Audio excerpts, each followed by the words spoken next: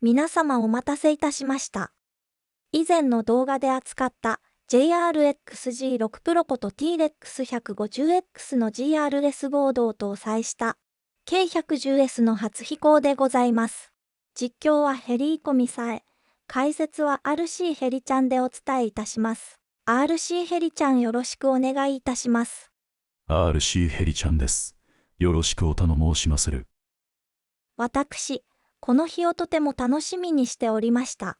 お待たせして申し訳ありませんでした。視聴者様も濃紺墜落をとても楽しみにしていると思います。いきなり毒ですか。詳しい機体のスペックは後ほど解説していただきます。あれ、濃紺にならず浮きましたわね。いきなり舌打ちですか。初めて所有した JR プロポだとお聞きしましたが、操作性はどう感じますか？そうですね。XG6 プロポは入門者向けだと思うので、反応はやや穏やかな感じがします。スティックの配置など操作性は全く問題がない感じですよ。私的には濃紺にならないのがとても残念です。また舌打ち、ひどい状態の XG6 プロポでしたからね。でもしっかり整備しましたから大丈夫です。プロポより心配だったのがバインドしない GRS でしたが、こちらも問題ないようです。濃紺にならないと視聴者様にこれ以上見てもらえませんわよ。おほほ。墜落動画は確かに再生回数が伸びますね。素人目に見ても機体にパワーがないのでスピーディーさに欠けますわね。スピーディーさはないですが、小技を多用して飛ばしております。時代はハイパワー、超高速のピッチ操作で視聴者様を釘付けにという感じですが、これは古臭い飛ばし方ですわ。昔はこのような飛ばし方をする人が多かったのですが、ほとんどの人がやめてしまいました。できるようになると飽きてしまうのですかね。それは人それぞれです。すみません、少し寝てました。寝顔が可愛いですね。じじい。ところで K110S にアラインの GRS ボードを搭載すると何が良くなるのでしょうか？そうですね。大きな違いは各ジャイロの設定ができることでしょうか。K110 の受信機ボードはジャイロゲインの調整が全くできませんから、それだけでも調整が好きな方には魅力的なものになります。もう一つはテールブラシレスシステムも同時に手にすることができます。テールブラシレスに憧れている方にはとても魅力的なことだと思います。なるほど、調整好きな方には魅力的ですね。何かデメリットはないのですか？もともと2セルの機体を1セルに改造したわけですから、電圧不足で濃紺墜落などの危険はないのでしょうか？1セル化でコントロールが怪しくなったことはございません。ESC も飛行中にオートカットなどが作動したこともございません。それは残念です。また下打ち、ラダーのパワーも安定して出ますので、ピルエット系の技もやりやすくなります。そうですか。残念なことに墜落せずに初飛行が終了しそうですね。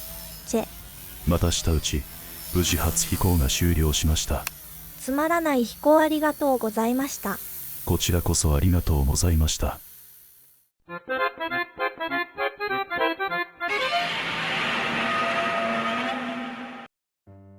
ここからは機体の詳しい説明をお聞きします。ヘリちゃんよろしく。よろしくお願いしやす。初飛行から少し時間が経っているので、少し仕様変更されたそうですね。サテライトアンテナのカバーを外し、収縮チューブでカバーしました。これで 1g 以上軽量化ができます。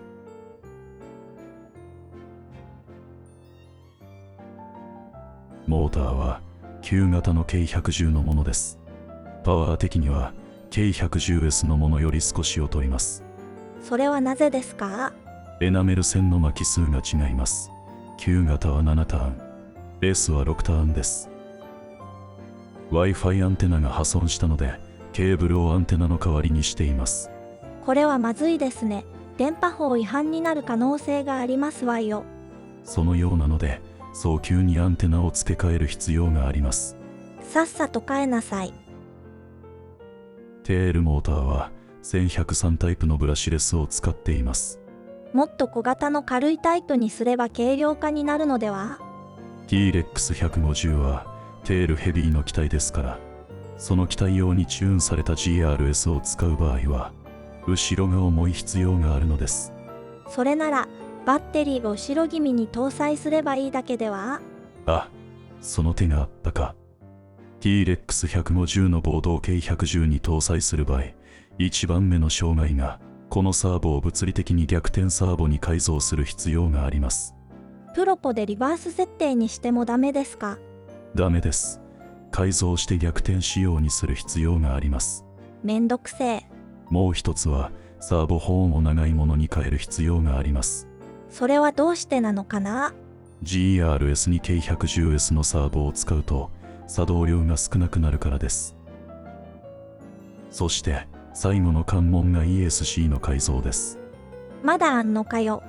ESC を1セルでも動くようにする必要があります。そんなに難しくないから怒らないで聞いてちょうだい。もう激おっこのプンプンよ。この部分のインダクターとレギュレーターチップを外してこの2箇所を接続するだけです。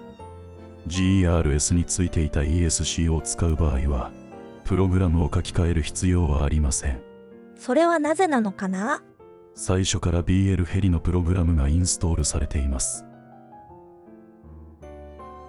GRS といっても SFHSS 受信機基板が外されているので見た感じが複雑ですが、複雑すぎて目がクラクラしますわよ。赤点滅で SFHSS 基板が故障しているもの、JR のサテライトアンテナで復活させたからこうなりました。正常に作動する GRS を使う場合はもっとシンプルに作ることができます。ローターブレードは K123 のものを使ってます。テールブレードも K123 のものです。そのブレードの何がいいんですか？教えろ。なんかだんだん乱暴になってきましたね、ヘリーコちゃん。簡単に言うとローターの回転数を上げてもフラッターが起きにくいので振動低減になるということです。回転バランスをとってもフラッターで振動が出るからかよ。そうだよ。ということで眠くなる動画でした。この組み合わせはジャイロが調整できない K110 にとっては夢を叶える組み合わせですね。この機体を持っていれば注目の的になるに違いありません。マジかよ。